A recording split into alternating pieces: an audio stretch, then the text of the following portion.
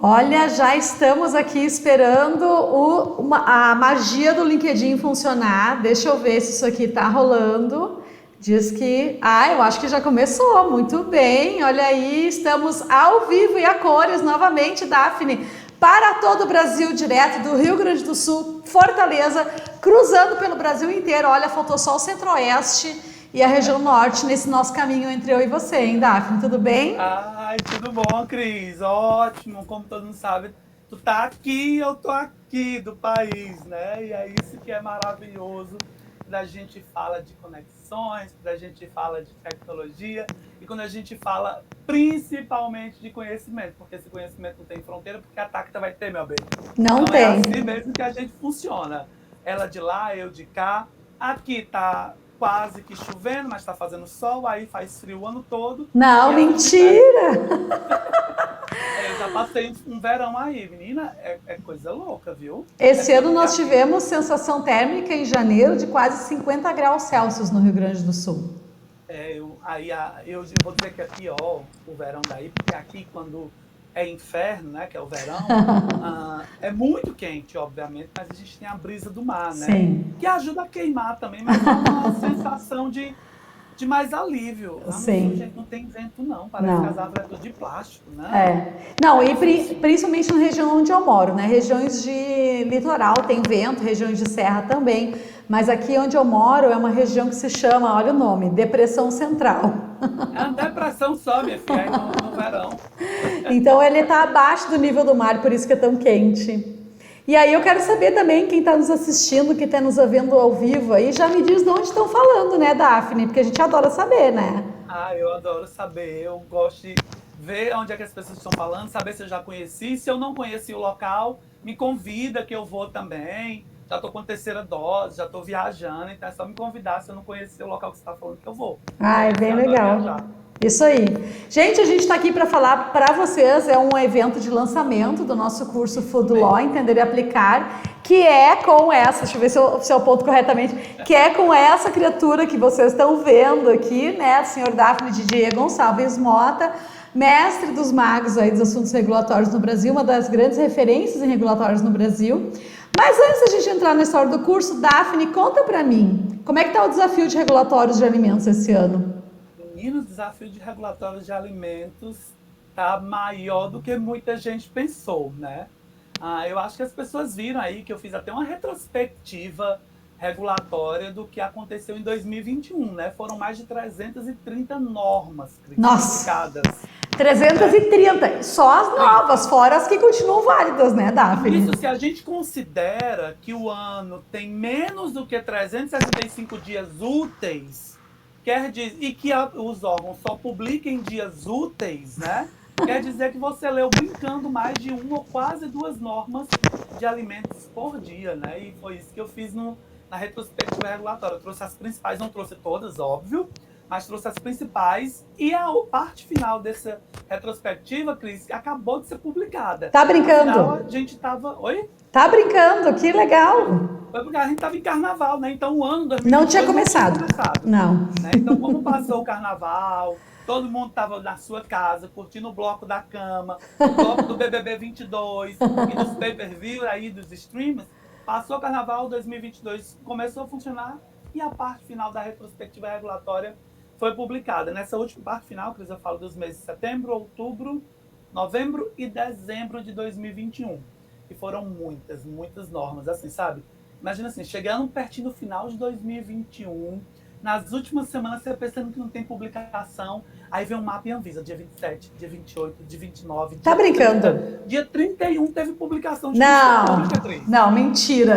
Teve, mas eu até vai ler lá no meu texto que eu até falei assim, eu tenho certeza que as pessoas, além da cor branca para pedir esperança para 2022, colocaram a cor vermelha, que além de paixão, por um monte de regulatório que a gente tem, né, também representa força, porque só isso, amiga, para 2022, acho que está repleto de mudança, a gente ter coragem e continuar garantindo aí que a indústria garanta os seus requisitos legais, cumprimentos legais, né? Porque a vida de regulatório não é fácil. Gente, Daphne, eu achei que você ia dizer que era vermelho de raiva, porque se fosse eu, né, que venho lá de P&D, esse mundo de legislação que faz a gente o tempo inteiro ter que revisitar projetos, reformular produto, mudar a embalagem, isso era vermelho de raiva, mas você não, vermelho de paixão. Ai, que bonito. Paixão e força.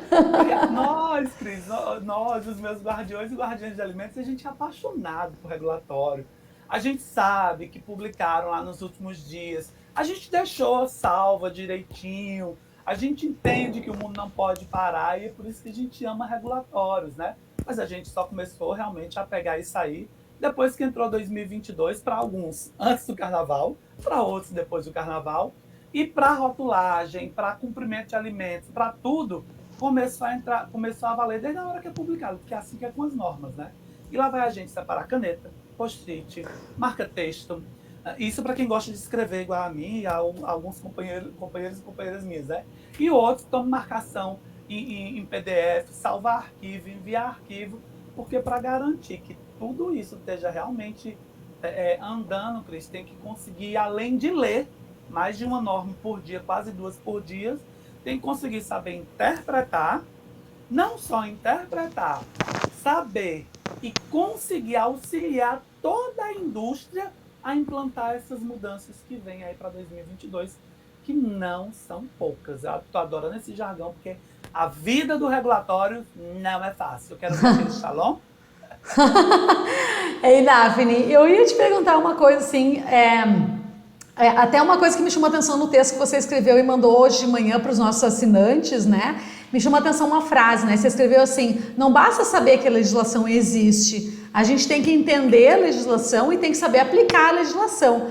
Você vem aí, esse vai ser o nosso 8º curso de Food Law, né? O nosso curso que ensina as pessoas a entenderem a legislação de alimentos no Brasil. Ao longo desses 5 anos em que a gente ministra esse curso, em que você ministra esse curso, que dificuldades de entendimento e aplicação você mais tem visto, assim? O que pega nessa hora?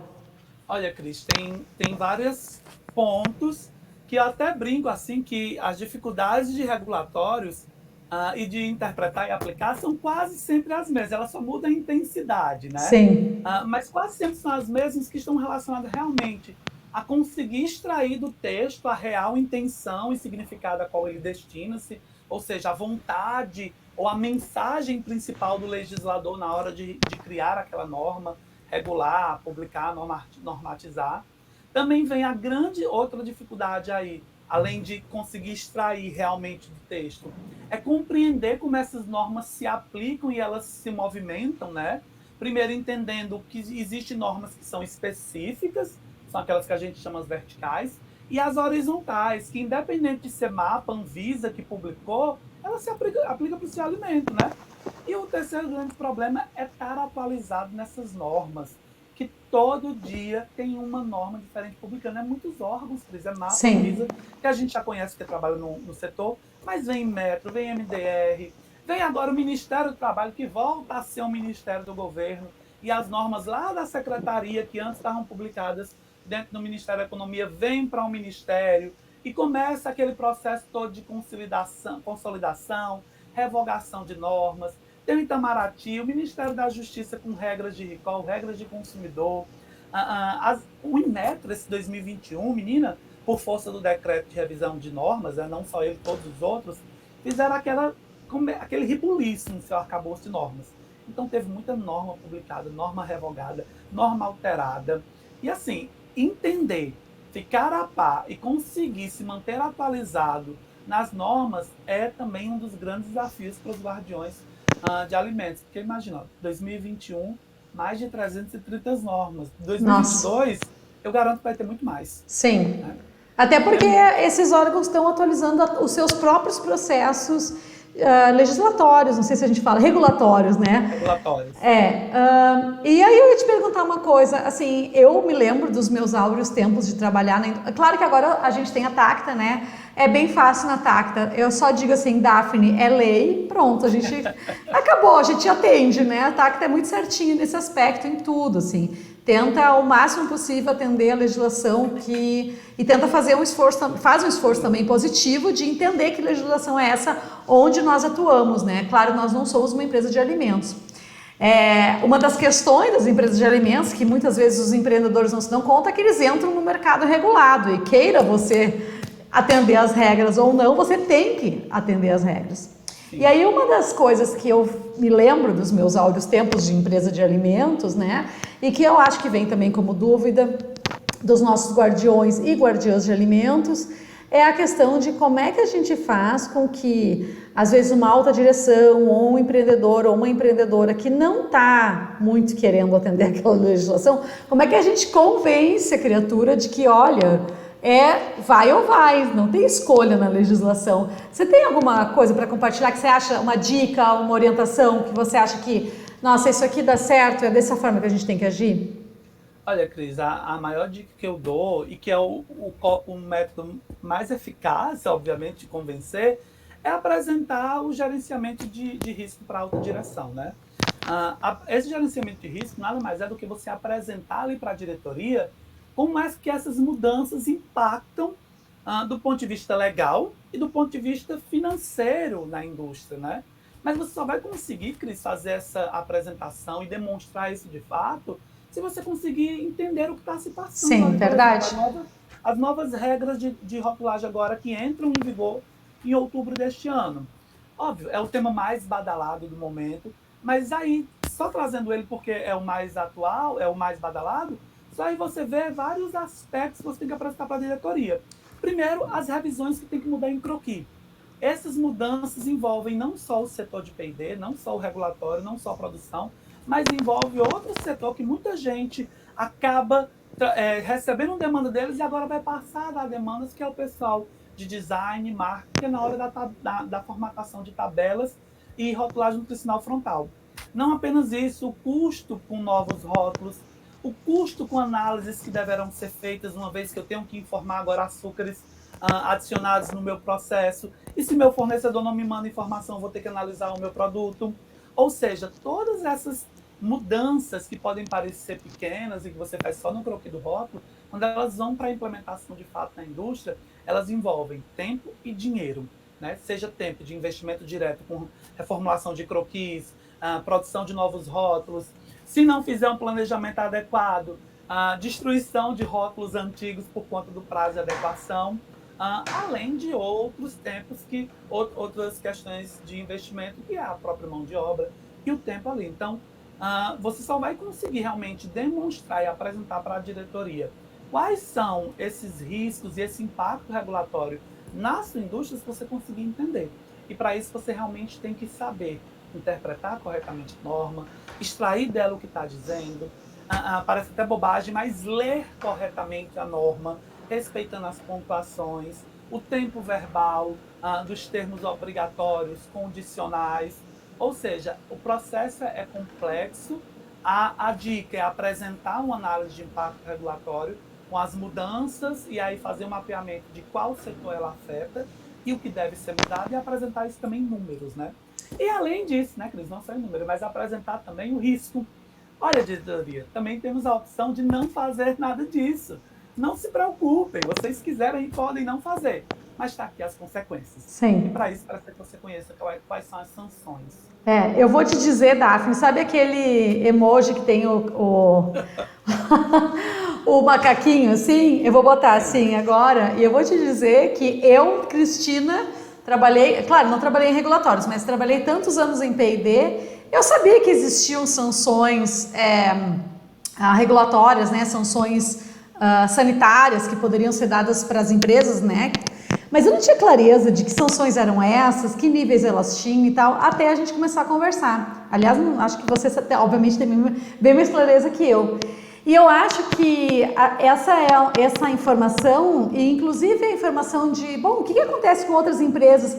Porque talvez uma coisa que eu usei, né, o Daphne foi pelo viés de mostrar o impacto regulatório do ponto de vista das sanções que o governo pode ofertar para a empresa, mas tem uma outra questão que é perda de mercado, que é exposição ruim na mídia, o nosso recall aparecer em todas as mídias de grande volume, como acontece diariamente, né, Daphne?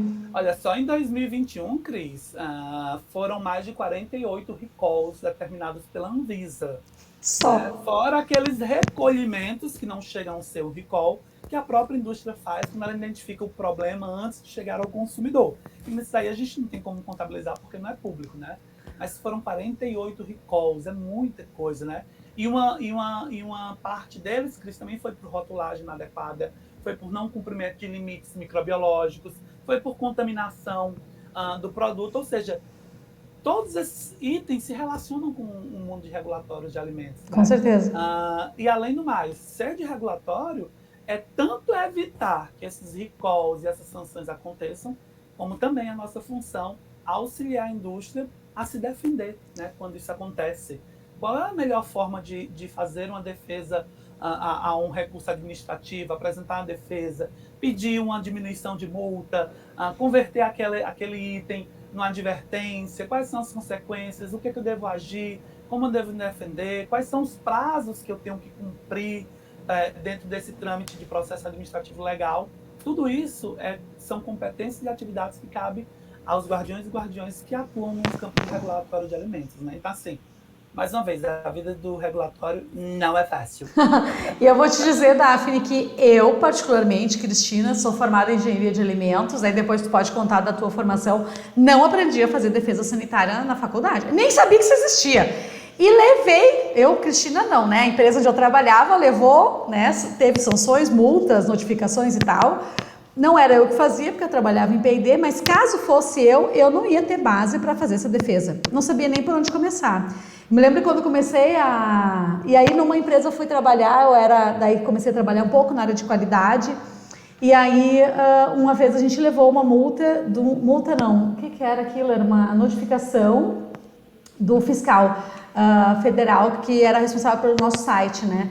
E era uma empresa de origem animal. E aí a gente ficava muito refém daquilo. E agora eu observo o Daphne, né, que é o mestre dos marcos regulatórios, e ficar pensando, meu Deus, por que eu não conhecia o Daphne nessa época? Porque ele ia saber me ajudar como resolver essas coisas. Eu era muito crua, né? E a cabeça de inovação, P&D, nem olha para isso, assim. Mas é um erro, porque a gente tem que conhecer essas ferramentas, né? Não estou trazendo isso como aplauso para mim, palminhas, Cristina, você é ótima, não, pelo contrário. Mas é isso. Eu também não aprendi, né, Cris, como você sabe, na faculdade sobre isso. Na realidade, nem se falava sobre isso aí. Legislação, a gente verificava quando pegava para ir para alguma tecnologia de produto e tinha que fazer o padrão de identidade de qualidade, ia lá verificar quais eram os limites microbiológicos. E olha lá, viu? Vai verificar só no padrão de identidade de qualidade. Nem olhava para as regras gerais aí de alimentos. E só realmente, assim, igual a você, foi quando eu fui para a indústria.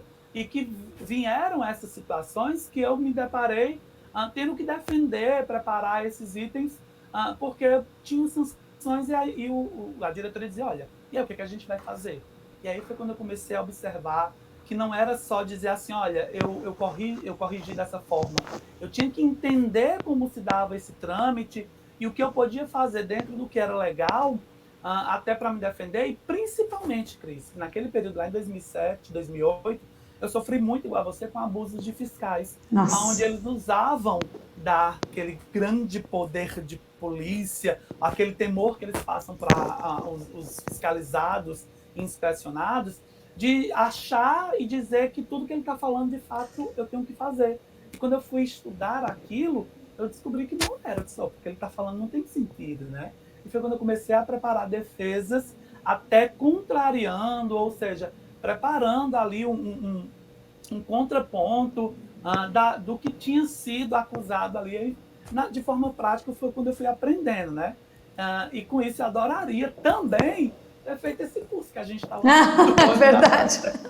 Tá. Vendendo peixe, né? Adoraria ter vendido esse curso. Ter feito o curso, né? Ter feito, né? Não, ter feito esse curso. Mas antes da gente falar do curso, eu vou falar uma última coisa que eu acho que traz mais uma complexidade para o nosso sistema, para o nosso arcabouço legislativo e regulatório, né, da área de alimentos, que é a questão de que vários órgãos disparam legislações assim de diversos fatores, de diversos lugares para alimentos, como você falou antes, mas também legislações mais recentes que possivelmente têm um âmbito de aplicação pretendido, elas podem ter consequências não esperadas. Acho que um caso bem assim notório que todo mundo está vendo é a legislação agora de rotulagem nutricional frontal, que fez uma definição do que são açúcares adicionados e disse: maltodextrina é açúcar. E agora, bora revisar para trás todas as outras legislações onde não tinha essa definição, porque a partir de agora, pelo menos os produtos, né, que são fiscalizados pela Anvisa, maltodextrina passa a ser açúcar. E aí, Daphne, como é que a gente dá conta disso? Olha, é tão engraçado isso, porque assim, as pessoas... Tem um outro pequeno, grande detalhe que ninguém lembra. Não é só a malto ali que passa a ser entendido como açúcar, né? Essa é que me aparece na cabeça, né? Porque eu era a rainha da malto, né? Então, pra mim... Você que é de P&D vai entender. Que a gente vê a malta ali, fica assim, só a malta, tem a questão da DE. E aí a gente precisa de regulatório para entender o que o inciso 1º desse artigo 3º diz, que é o seguinte: é qualquer fração ou partes de fração dos monos e de sacarídeos presentes. Ou seja, a gente não está falando de DE de maltodextrina, estamos falando de frações de mono ou de sacarídeos que estão presentes dentro da malto, que não chega a ser, não é a maltodextrina, mas compõe a maltodextrina, né? Ou seja, entender tudo isso passa dentro desse mundo a necessidade de mudança muito maior, como você falou, de rever itens anteriores. A maltodextrina é usada aí bem amplamente pela indústria e ela era uma saída bem óbvia para muitos produtos. Sim. Né? Até quando se queria ali trabalhar o claim de baixo açúcar, zero açúcar. Baixo sal também, ela é um bom veículo também, de baixo custo, neutra, né? Então, assim, essa questão toda, Cris, ela envolve esse processo, porque a maltodextrina ela passa a ser entendida como um açúcar e tudo aquilo que tiver adição desse ingrediente, ou tiver ingredientes que tem adição dele, ou for apenas uma malto, que tem frações de mono ou de sacarídeos, serão entendidas como açúcares adicionados e aí vão contabilizar para aquele limite que está lá no anexo 15 da IN 75, para açúcares, né, que é 15 gramas para sólido e semissólido, 7,5 para líquidos, para receber ali a rotulagem frontal, a rotulagem nutricional frontal, que é alto teor de açúcar. Ou seja, isso impacta e faz com que todo o setor regulatório faça uma revisão de suas normas para que elas possam estar condizentes com os novos termos, né? Porque daqui a pouco a gente vai ter norma até se contradizendo. Provavelmente. Oi? Provavelmente. Eu acho que se a gente fizer um pente fino, a gente vai encontrar norma que vai dizer que malto não é açúcar. Vai, né? E aí, isso já começou um trabalho desde 2018 ou 2019, se não me engano, agora me fugiu o ano do decreto, que foi o que determinou a consolidação e revisão dos atos normativos, que foi justamente para isso, para fazer essa revisão, revogar o que já tinha sido tacitamente revogado, ou seja, já tinha caducado, não fazia mais efeito, e consolidar. O que é consolidar? É pegar as normas e dizer, olha, vamos dar repaginada em tudo nela, né? Essas normas, para você ter ideia, de rotulagem que a gente está falando, a RDC 429 e N75, elas já receberam até alteração pela a RDC 460, que é sobre produtos dietoterápicos, obviamente para incluí-los dentro da norma. E esta mesma norma, a 429, Cris, ela revisou inúmeras outras normas apenas para incluir dentro delas os termos de rotulagem nutricional frontal e outros termos e definições que estão na 429. Ou seja, é um processo de trabalho bem amplo que deve ser feito, né? Que necessariamente não precisa começar no órgão, pode começar na indústria, pelo profissional, identificando esse problema e conversando com o setor, até para antecipar de futuros ou qualquer notificações que venham a ocorrer, né? Com certeza. Daphne, mas você falou aí que a gente está com um curso lançamento, a gente falou no início da live também que essa é uma live de lançamento do curso Food Law, Entender e Aplicar. É um curso que já está indo para a sua 8ª edição, como eu falei no início, ou seja, super validado, já passou por várias pessoas no Brasil inteiro, já foi dado em company também. É um curso específico que o Daphne pegou, né? Assim, antes do Daphne ser o Daphne da Tacta, o Daphne já era professor de legislação, né, Daphne? Anos. Já dava aula. Já dava muita aula de legislação. Daphne é professor da Universidade Estadual do Ceará, para quem não sabe. Daphne, me conta como é que você pensou esse curso, assim? Por que ele é tão especial para você? Olha, Cris, ele foi pensado nas dificuldades que eu tive quando eu entrei em regulatórios, né? Ele foi pensado numa sequência lógica de primeiro entender o que são essas normas e trazer ali a importância para uma leitura adequada dessa norma, né? E ele foi pensado nessa sequência do que você precisa para compreender o que se trata a legislação e conseguir entender de fato e aplicá-la no dia a dia. Ou seja, a gente começa ali falando sobre a importância de uma correta leitura e já inicia entendendo o que é o mundo de regulatórios, né? Primeiro conhecendo quais são os órgãos, suas competências, entendendo ali outros setores como o Mercosul, a Codex, o próprio Estados Unidos dentro do FDA. A gente traz ali também a necessidade de compreender como é que essas normas elas se aplicam, né? Obviamente, porque existe norma revogada, existe, eu até gosto de brincar, né? A norma Pablo Vittar, que é aquela que ressuscita, ela é revogada e depois ela volta a viver, ou seja, a repristinação de normas, né? Então eu trago aquela questão dentro da norma para entender como elas se aplicam. Vou seguindo esse raciocínio de dificuldade que eu tive ali, de entender como se aplicava, e para isso entender que isso ali é um poder regulado e que ele precisa estar regulado. E aí eu trago aquele entendimento ali nas normas de realmente entender e compreender até como é que se deve ler uma norma. Tipo, a norma ela tem formas de ser lida corretamente. Ela é composta de uma estrutura e isso eu apresento para as pessoas. Eu também não conhecia isso no começo. Sim. Eu pensava que a norma era um texto publicado, não, ela tem artigo, parágrafo, e aí um parágrafo e um inciso e uma linha, ela só faz sentido se estiver dentro de um artigo, então é importante trazer essa sequência das pessoas. Não, e só um pouquinho. É construída, né? Vamos falar de definições, né? As pessoas têm que ler as definições, que geralmente é a parte que o povo pula e se rala, né? E é nessa parte que eu falo sobre isso, né? Entender essa estrutura e deixar esse alerta. Nunca pule definições. Porque se pular definições, está ferrado agora em novas regras de rotulagem. Açúcares adicionados, né? Nunca foi tão importante essa dica de pular definições quanto agora. Aí sim, aí eu vou caminhando no curso, a gente fala ali sobre o processo legislativo, quais são os órgãos, como é que as normas estão constituídas dentro do que é a norma constitucional, infraconstitucional, infralegal, com aquele princípio geral que uma norma inferior não pode conflitar com uma hierarquicamente superior. A gente fala do princípio... Isso nunca acontece, né, Daphne? No Brasil, nenhuma norma inferior conflita. No Brasil, não. Eu acho que na Europa acontece sempre. No Brasil, isso nunca acontece. Não ocorre. E fala aí sobre tudo e a gente vai lá tentar entender como é esse processo regulatório aí. E aí a gente entra ali de fato, Cris, nessa norma. Depois, na minha experiência, quando eu aprendi o que era aquilo, eu tinha que, além de entender como é que estava estruturado, eu tinha que entender de fato como é que se interpretava uma norma, né? Aí eu vou falar um pouquinho sobre a hermenêutica, ali que é utilizado como técnica de interpretação, seja ela extensiva, restritiva.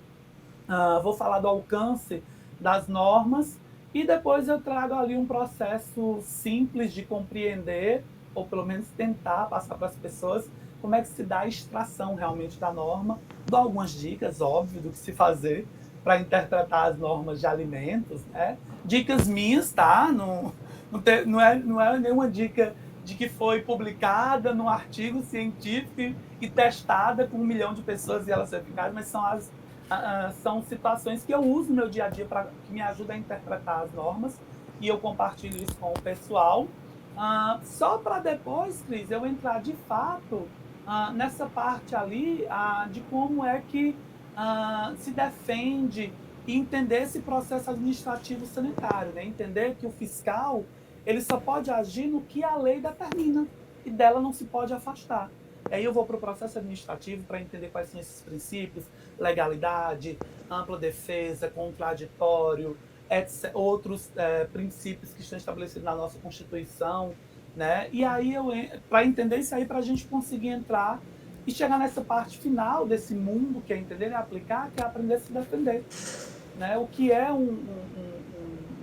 uma auto de infração ou uma penalidade, um estabelecimento reincidente genérico específico, o que é tempo decorrido, qual é o prazo, o que é defesa, o que é, sei lá, fatores atenuantes, fatores agravantes, tudo isso para poder ajudar as pessoas, como eu montei, imagino que seja o ideal, de como preparar uma defesa adequada para que você possa dizer assim, olha, isso aconteceu, foi assim que houve, é assim que foi tratado, foi resolvido dessa forma e por isso eu não preciso ou necessitaria, se concesse venha entender que assim comigo concorda, que a multa é muito alta, vamos converter ela numa advertência, né?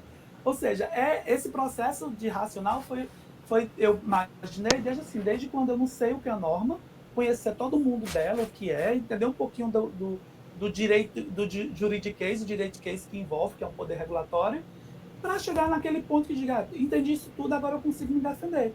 Opa, você está dizendo que não pode na norma, mas a norma não diz que minha parede é de cor branca, diz que minha parede é de cor clara. Né? E por isso, o meu azul bebê, super claro, atende à norma e por isso não é válido o auto de infração e peço que dessa forma entenda-se que o auto de infração é nulo e não existe aqui nenhuma irregularidade do estabelecimento. Né? Então, esse foi o raciocínio que eu imaginei me ajudou e eu espero que ajude as pessoas no curso de Food Law a entender e aplicar. Né? Tá, mas aí você falou o conteúdo que você vai mostrar para esse povo, de que forma eles vão aplicar esse conteúdo durante o curso. O que tem de prática, assim, planejada? Conta para nós. E tem tanta coisa. A gente vai, obviamente, fazer aulas de informações, elaborar os autos, fazer as defesas. A gente vai interpretar textos, obviamente. Teremos dinâmicas para entender onde esses órgãos atuam. Nós teremos atividades, por exemplo, para montar e entender como é que se dá essas pirâmides ou essas hierarquias das normas. Vamos aprender o juridiquês cearense, obviamente, Ceará, né? Então, para quem não sabe o que é o juridiquês cearense, faz o curso que lá eu vou explicar para vocês, que é básico, como toda região tem sua linguagem. Dentro do Ceará tem um cearenseis, e isso também influencia na hermenêutica cearense, né? Então tem muitas dinâmicas aí, onde as pessoas irão ser colocadas à prova para refletirem sobre o que é uma norma, o que é uma determinação, como ela se aplica, quais são as consequências e como se sair dessas situações, né? A gente vai usar aí uma dinâmica que é o Alain Capelon, que é um cara que encontrou uma brecha ou lacuna na norma para se desfazer de uma determinação da justiça. A gente vai falar sobre brincadeiras com passar ou não em cima da grama, que é outra dinâmica interessante que tem. E tem várias atividades além de quiz, né, Cris, para ajudar as pessoas a fixarem o conteúdo durante o curso, que tem aulas gravadas e aulas ao vivo. Muito legal. Então, gente, vou convidar vocês para se inscreverem. O curso está com inscrições abertas a partir de hoje. Deixa eu pegar aqui, só para não falar bobagem. O curso começa no dia 28/4, com a primeira aula ao vivo com o Daphne. Ele está previsto para acontecer até o dia 2/6, mas quem se inscreve tem acesso ao curso, se eu não me engano, é por 90 dias. E aí, com isso, consegue fazer, mesmo que não consiga, assim, mesmo que tenham acabado, né, a jornada de aulas ao vivo que está prevista. Vocês podem entrar no link que está aqui na descrição dessa live. Vocês, mesmo que tenha acabado a jornada de aulas ao vivo que está prevista, vocês vão continuar tendo acesso ao curso por mais algum tempo, para que vocês possam aí aprimorar os seus conhecimentos, para que vocês possam revisitar alguma aula, para que vocês possam baixar os conteúdos, que tem um monte de material complementar também, né, Daphne, para esse curso. Material, tem guias, tem muito material colocado aí para ajudar nesse processo de compreensão e aplicação de normas de alimentos, né? É isso aí. Então, gente, tá aí o convite, Daphne, que seja um excelente curso, que você forme uma nova turma de guardiões e guardiãs de alimentos aí para o Brasil, porque De fato, a área de regulatórios, uma das coisas que eu tenho percebido é que 2022 é uma área que está muito quente, assim, está todo mundo olhando, inclusive o pessoal de P&D, para regulatórios. É isso mesmo, Cris. Assim, eu estava até comentando com o pessoal do GERA, né, que é o Grupo de Estudos Regulatórios e Alimentos, que o setor regulatório ele vem ganhando uma visibilidade que até alguns anos atrás não tinha, né? Ainda é muito comum, sim, P&D, qualidade, produção, acabar absorvendo as funções que são de regulatório, Sim. como se regulatórios não necessitassem ser um setor. Dos 3 anos para cá, esse setor começou a ganhar uma importância e uma visibilidade porque os órgãos começaram a se movimentar numa velocidade tão grande que não dá para P&D, qualidade, produção ou outro setor que já tem muitas tarefas a fazer, conseguir se manter a par de tudo isso e Com certeza. essas mudanças para a indústria. Porque até tem outros objetivos, né? Querem fazer outras coisas, né? Não é só Sim. acompanhar o órgão, é estar por dentro das discussões, é Sim. entender, é aplicar, é orientar, é validar o processo, é validar e participar do processo de desenvolvimento de novos produtos. Eu até falo, quando você começa a idealizar um novo produto, você já tem que chamar regulatório junto. Sim, com certeza. E é ali que vai entender se regulatório já pode ser dentro de algo que já existe, ou se a indústria vai ter que começar a trabalhar para aprovar um novo ingrediente, para incluir um novo aditivo, pedir extensão de uso, seja o que for, é regulatório que vai estar junto ali para dar esse suporte para a P&D vir desenvolvendo.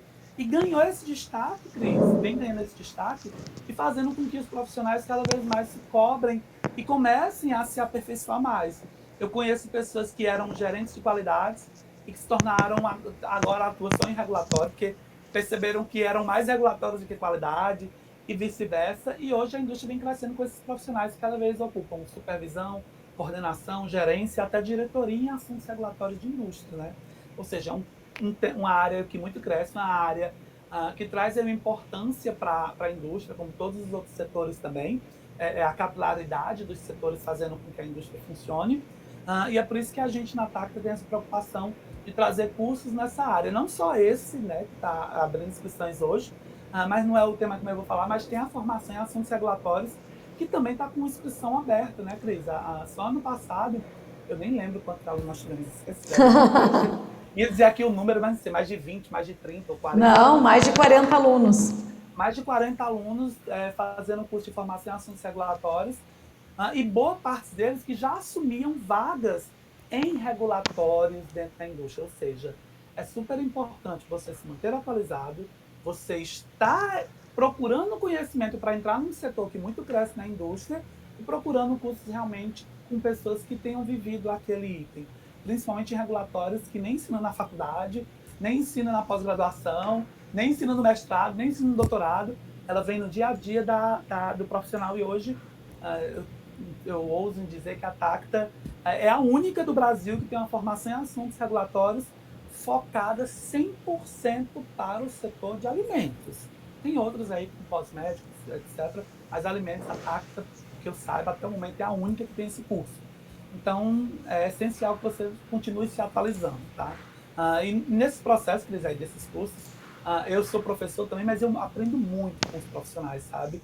Porque como é uma área que ela, como eu disse, não tem cursos de formação básica que ensina, a gente aprende no network, né? Então, por isso que a TAC também cria essa comunidade enorme de guardiões de alimentos que se ajudam, tira dúvida. Eu estou falando contigo aqui, o grupo de regulatórios está truando de gente fazendo perguntas e todo mundo se ajudando e dando força e respondendo.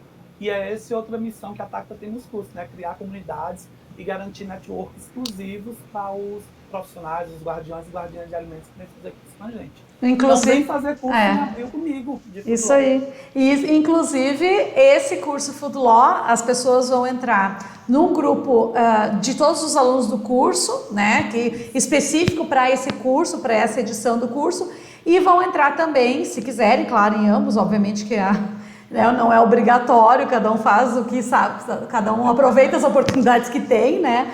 Mas também entra num grupo de alunos da Tacta, exclusivo dos alunos online, que já tem aí mais de 400 profissionais, então, que também é muito legal para a gente ficar debatendo e tirando dúvidas.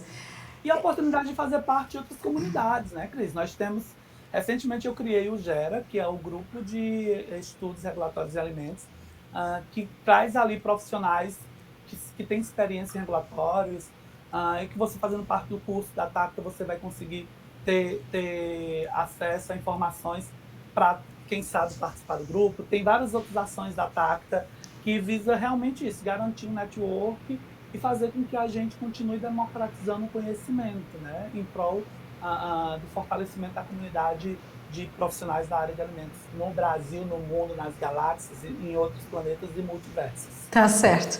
Então tá bom, gente. Muito obrigada pela companhia de vocês até aqui. A gente vai finalizando essa live de lançamento. Daphne, obrigado por estar com a gente também. Que seja um curso muito incrível. Nosso segundo curso de Food Law, Entender e Aplicar. Nosso oitavo curso, segundo curso no Universo Online, mas o oitavo curso no total, oitava edição desse curso no total, desde que a TACTA foi criada. Convido então vocês a conhecerem o curso, está com inscrições abertas a partir de hoje. Primeira aula dia 28 de abril, o link está aí na descrição dessa live. Quem quiser falar com a gente também, manda um oi e a gente tira as dúvidas de vocês. Daphne, um beijão. Beijo, Cris. Pessoal, eu encontro vocês dia 28 de abril, se não me engano, com a primeira aula do curso de Food Law, Entender e Aplicar, para a gente falar sobre interpretação de normas sanitárias. Beijão, pessoal. Tchau. Tchau, tchau.